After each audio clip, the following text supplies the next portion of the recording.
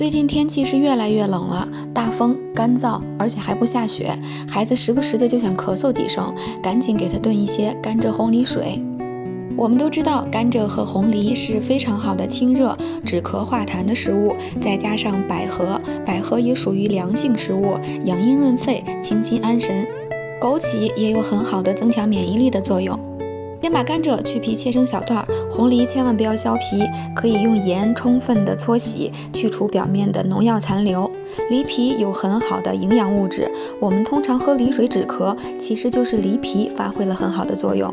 梨皮有大量的膳食纤维，也有很好的促进消化的作用。百合也清洗干净，然后浸泡10分钟。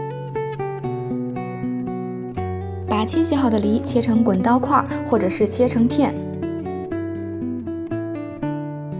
所有的食材都已准备好，把除去枸杞之外的食材全部放进砂锅里，倒入适量的水，然后开大火煮开，再转小火炖30分钟左右。